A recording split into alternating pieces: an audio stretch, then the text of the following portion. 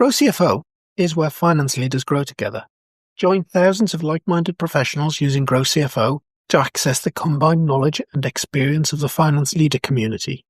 You can join us today, growcfo.net. Hello and welcome to the GrowCFO Show. I'm your host, Kevin Appleby, and today I've got a guest from all the way down in Australia, Paula Kensington. Paula, welcome to the GrowCFO Show. Thanks, Kevin. It's great to be here with your listeners. Paula, tell us a little bit about you. Yeah, as you said, I'm down in the southern hemisphere of Australia, but I'm originally from the UK, as you can probably tell by my accent, even though my UK friends say I'm very Aussie now. It's funny, I think back to leaving school, and the last thing I wanted to be was an accountant. It wasn't sexy, it wasn't exciting enough for me. My late father, was an accountant as well as my older brother, and it was the last thing I wanted to be. But here I am. And I think moving beyond being an accountant has always been a passion of mine, and how to think beyond the numbers, which is the rhetoric today that the CFO has to think beyond the numbers. But I think I felt that a long time ago. And how do we actually think about the impact that we're having? And that's where I am today. So I've been in corporate roles as the CFO and built myself a very successful executive career over a 30-year period. I am that old. We didn't have computers on the desk when I was starting out in finance departments. And the only thing the CFO had on his desk at that time was his feet and the ashtray. And so the world's a different place, right? Yep. And the last 5 years, I've been running my own business, being a CFO. People call it fractional CFO, CFO on demand, virtual CFO, however you package it up. But I moved out of corporate because I wanted to have a bigger impact across a wider sphere of people. So I thought that made sense. So I've been doing that for 5 years. But in the last 2 years, I've really been reaching beyond what does business do for all stakeholders and not just the shareholders. And so this is now my rhetoric around how does the CFO lead the business to do better for everybody and not just the shareholders. And this is what I was talking to in the conference when we were speaking a few months ago about the CFO in the leadership team is generally the only one that has ethics in their DNA, that has been studying ethics. Unless there's a lawyer in the leadership team, then it's generally the CFO. So with that said, we need to make sure that we think about the impact that our business is having on its people, but also on its surroundings. And now we come into international sustainability standards that says, hey, now you actually have to tell us about this. I feel that the CFO has come late to this party, and that's what I'm passionate about now. So that was a big download. Yeah. So your thing is sustainability. How did you get into that in the first place? I think I've seen a lot of bad things being done in business. I've been in more than one boardroom across more than one entity where people are not doing the right thing. They will say one thing and then they'll say one thing different to the companies, to the staff, to the people, to the consumers. And so that got me frustrated and always thinking about how can we do better and how can we actually mean what it is that we want to do better. And so it's not just about profit. And I guess that's what's been driving a lot of my heartfelt impact and sustainability. That sure, we're not in the business to lose money, but also profit is not the only measure of success. And so that has driven me into business sustainability. So Paula, you're one of our XLF course facilitators. So you're teaching ESG and all things sustainability in the classroom? Yeah. So I've been working with the Finance Business Partner Academy, if you like, for the last 2 years, where I'm delivering courses, as you say, and via the GrowCFO and the platform that you're running there around how to have conversations about numbers, how to present numbers. But now with mandated sustainability in most jurisdictions globally, then the finance professional has to be ready for what does this mean? So this is not necessarily an accounting standard course. It's about how to have an ESG mindset. As I said, finance leaders are 10 years late to the sustainability party because The rest of the business has been doing it, but until it's mandated from a reporting sense, then often the CFO isn't leading it. So the finance professional has to think about an ESG mindset. What does that mean? What are the SDGs? What are the sustainability goals?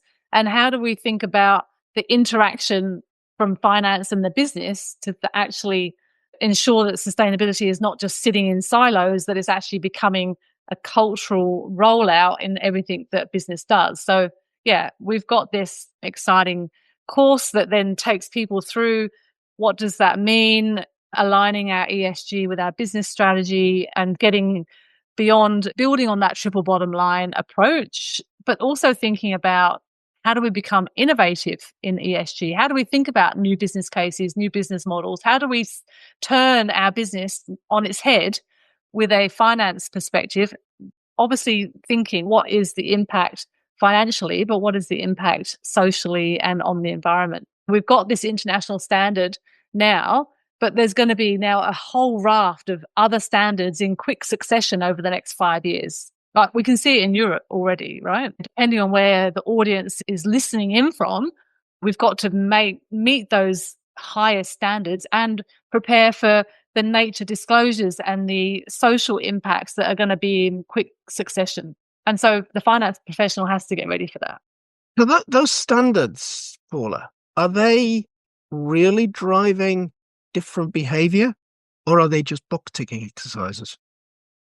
Yeah, good observation. Great question. And that's why I want to empower the finance leaders to say this is not just a compliance exercise. This has to be something that is driving different behaviors within the business. And as a CFO, as a finance professional, we need to be that sort of watchdog and sniffer dog to actually go, well, are we actually walking our talk, or is this just box ticking? Because that's not good enough. Like, we know from the climate scientists that we're in trouble, right?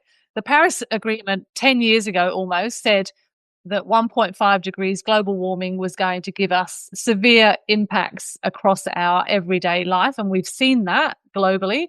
And the scientists say that there's a good chance that we will, if nothing else changes, we're going to get to 6 degrees global warming by 2050. And that is catastrophic. So as a finance leader, as a parent, as a grandparent, as someone who cares about future generations, we have to make sure that actions are taken. It's not just compliance. Okay. So the reporting, the standard is at the end of this. How do you start this process, Paula? How do you start baking sustainability into strategy? What should you be doing as a finance leader when you're in those strategy meetings with the leadership team? Well, I think it's depending on where you are in the journey. Some companies have been on this journey for 5 years, so they know where they are. They know what their SDGs are. They know what impacts they want to have. They know the risks and the opportunities. If this is new, if this is starting out, it's what are our emissions? What is our impact? What are our obvious impacts? What's our carbon footprint? And most companies have started to think about that. But what goals matter to us? Do we care about equality? Do we care about land use? Do we care about water? Do we care about the ocean? There's the 17 SDGs. We need to work out, well, which one of those do we care about? But then how is that embedding in all of our process and our people and our technology? And how are we actually what is the impact that our products are having? There's initial frameworks out there and thinking about risk registers and obviously that's going to be featured in our risk registers, but also thinking about our resilience to the climate action and the climate changes and the planetary boundaries. So look, there's frameworks out there that you can look to, and I've been creating one of my own around climate resilience, but I think it's really working out where are we on that journey. Yeah. So the 17 SDGs, can you focus on all of them, or would you say that I don't think one entity is going to focus on all of them. I think we need to work out which ones are most relevant to you. If you're in infrastructure, for example, then you're going to be thinking about the infrastructure SDGs. If you're in health, then you're going to be thinking about health outcomes. If you're in education, you're going to be thinking about educational outcomes. So there's certain ones that seem to fit into sectors, and then there's other ones where, potentially you might not be worried about ocean and water and life on the land if you've got nothing, if your business has got nothing to do with that? It doesn't make any sense. But decent work and economic growth and health and well-being, gender equality, yeah, there could be 3 that you might pick out. I think any entity would pick out 17. And I think that would probably be a step too far. Yeah. Yeah. But it's possible that you could cherry pick off that list and be doing absolutely nothing that would help.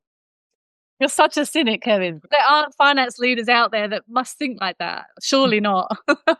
I mean, that's not the future of the CFO, right? That's old thinking. And then what is it? We can't solve today's problems with the same thinking that got us here. I'm hoping that as a society, as a professional, we're rising up and leading the way and having that cherry picking approach, and we're not going to do anything different. Then that doesn't fly. And I think unless you're a non-reporting entity, then you're going to get found out. This is a challenge and an opportunity.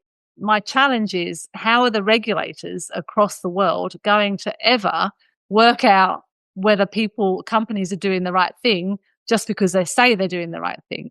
I don't know whether they're going to use AI and have to recruit a whole load more people to be able to do that.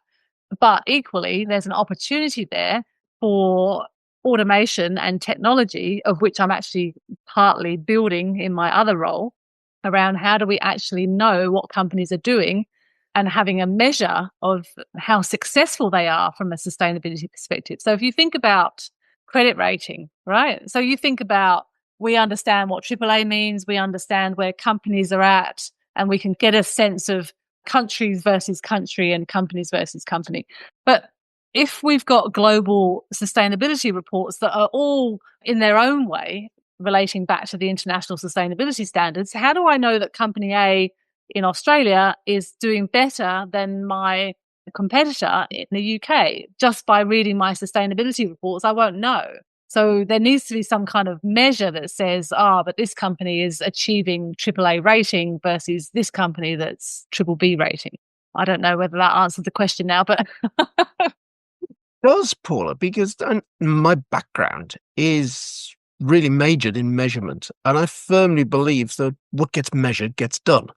So if you've got some sort of rating like that and you're targeting, getting your AAA, then you will do things to get you there.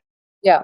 I think I'd still be concerned that this is such a complex area that does one measure really reflect everything? Can you build a single measure here?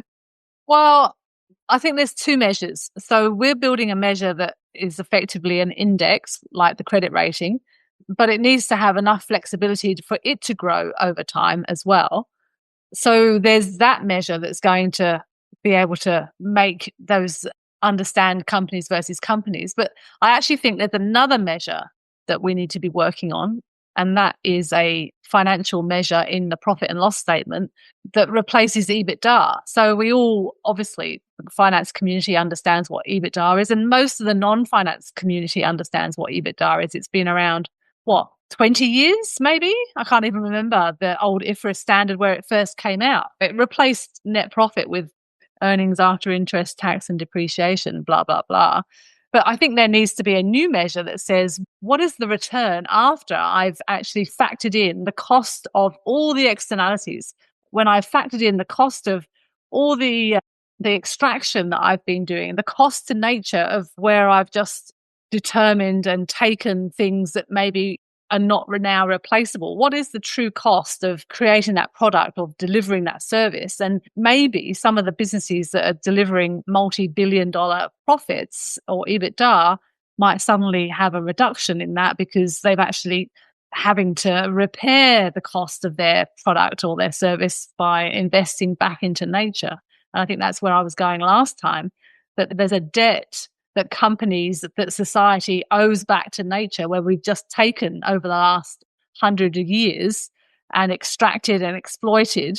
And so there needs to be a financial measure in the P&L that says, actually, if you take the true cost of what you've just delivered, you're not going to make as much money.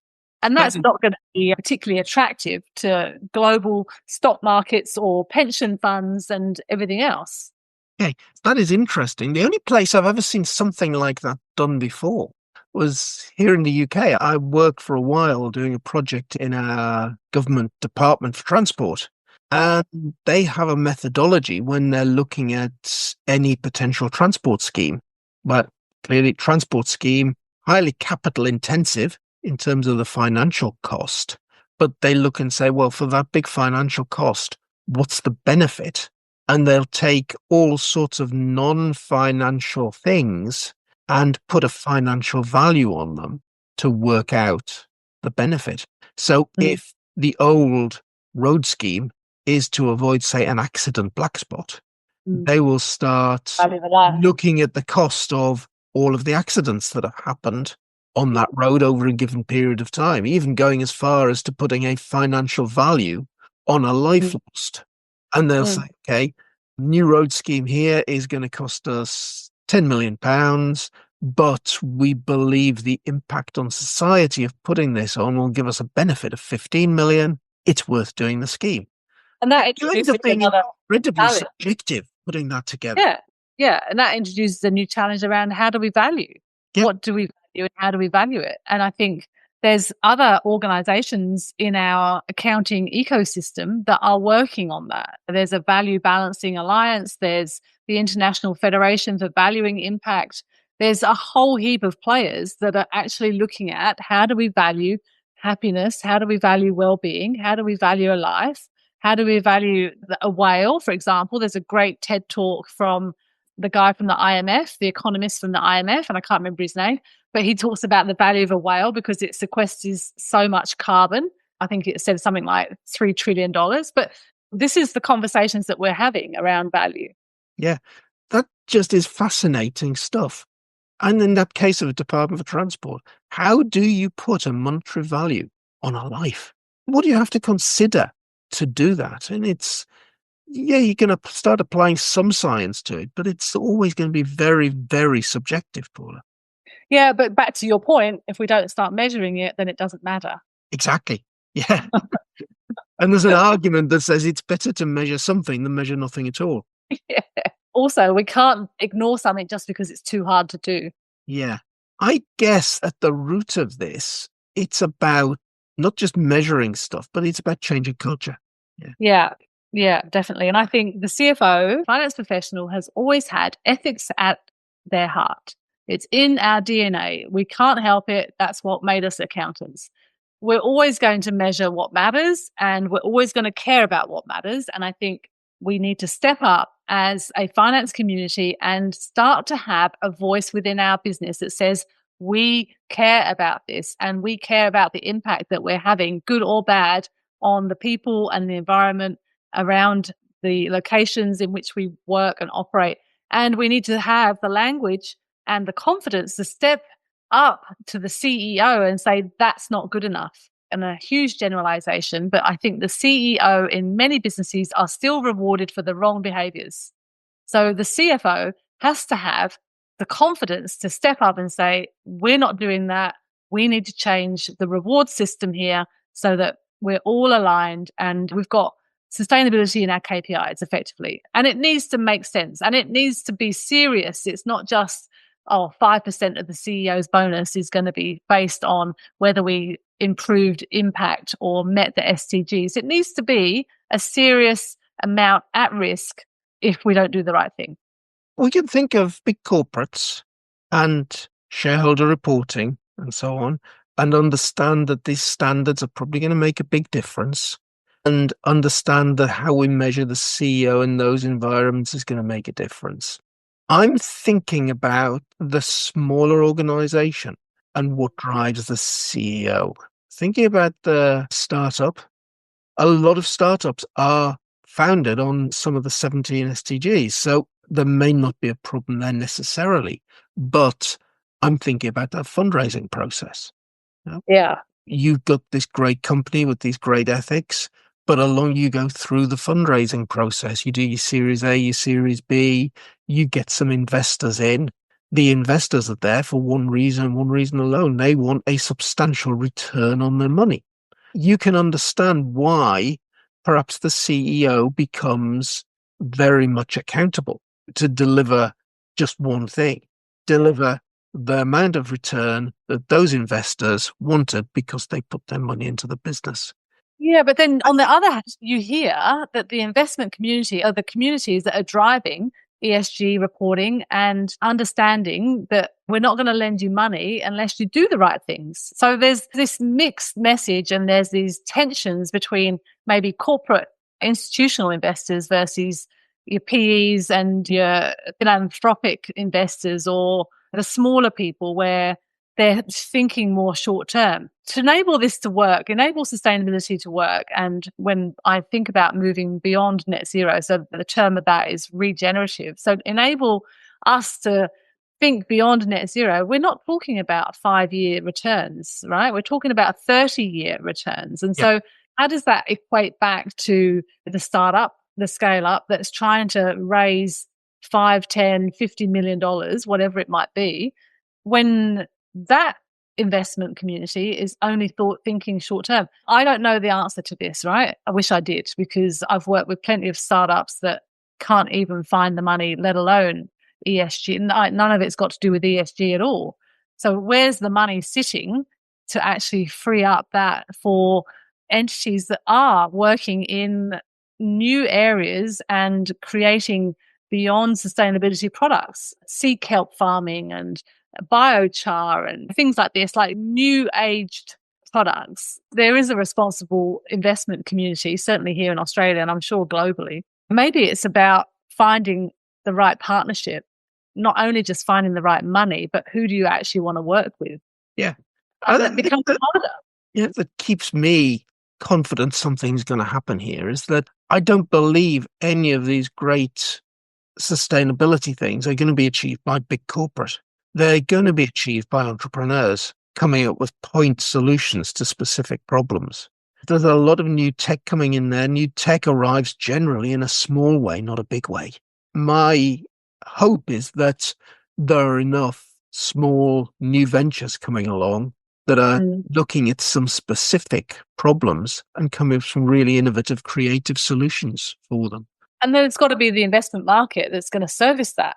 Yes. I don't know what it's like in the UK, but it does feel that the investment community is driving better behaviour. So I would hope that there's funds that are looking specifically for those tech startups that are answering some of the world's problems. But equally, what we found in the early 2000s is that then these small agile startups start solving some of the problems that the big corporates can't. And then the big corporates come and then buy them, consume them, and then bring that problem solving arm into their business. And then whether or not the original founder stays on or not, because people leave corporates. It's a vicious circle. People leave corporates to come and solve a particular problem that the corporate can't solve because they're so slow in moving.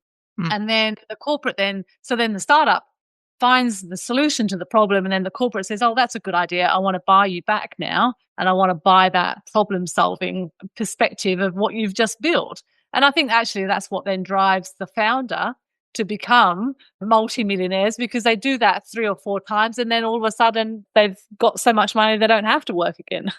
Yeah. So it is an absolutely fascinating field with so many facets to it, Paula. Just thinking back to your courses that you're putting together for GrowCFO, if I came along to one of your courses, what would I learn? From the ESG course, you would learn around what does it mean to have a ESG mindset? And then you would learn how to start think in an innovative way and start to question and support the business that can actually then start driving better behaviors. It's about arming yourself with the right information, knowing where to look, having some of the templates, and then being able to put together a charter. So we're actually building towards that. What is my ESG charter? Not just for myself as an individual, what do I care about, but what does the business care about?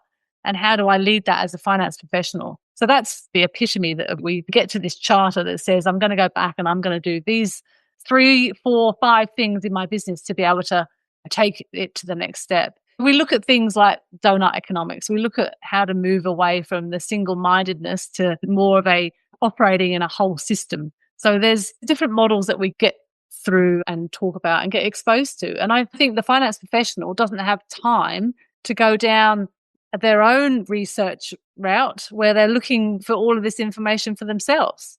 Come and actually learn it together and leave with your own charter. Brilliant, brilliant. So there's a very, very good reason to come along and do that piece of learning. And that's something that's brilliant to have in there. Certainly, if I look at my own skills, being of a certain age and also remembering the days when the accountant didn't have a computer on the desk, and actually remember the first IBM PC arriving in the office, On which the ages truck. me somewhat. Yeah, it wasn't quite a truck. But no, I don't think I've ever done any significant amount of training in this area. And if I looked at my own skills, it's something that certainly needs to be looked at. And it's certainly a million miles away from anything that they teach us in our exams to become an accountant. Oh, totally. Totally. And how to think about that scenario analysis. We've got to think about the risks and opportunities at global warming of 1.5 or 2. And then we've got to think about choosing another scenario. And then how do we measure that at that higher scenario? So how am I going to go and do that as a finance professional? Those are the skills that we show you how to think about doing. Yeah. And I know how hard it is just building benefits cases for, say, the transport schemes I've mentioned, and also been involved in building benefits cases for investments in the health service. But clearly the outcome is better health. And starting to measure those and taking all the factors and so on, there's an enormous amount of skill comes into that nobody ever taught you to do when you were just building a financial model. Yeah, totally. Yeah. Yeah, and I think I sort of talk about breathing new life into spreadsheets, because if our spreadsheets don't change, then nothing changes. If we don't start bringing in the cost of externalities and the cost of thinking beyond net zero, then the business cases don't change and no decision changes. We know that we bring in the weighted average cost of capital and we look at our internal rates of returns. If nothing changes in those calculations, nothing changes. The CEO and the sustainability reports can say all the best things, but unless the actual guts of what happens in finance changes, nothing changes. Unless the actual guts of what happens in finance changes, nothing changes. Paula, that is such a super quote. I think that's the point that we ought to end this and just leave that in people's minds. Yeah. Say that again. So if nothing in our spreadsheet changes, then nothing changes. That is brilliant. Paula, thank you for being a brilliant guest on this week's CFO show. It's my pleasure, and I hope that I've sparked some interest in your listeners today.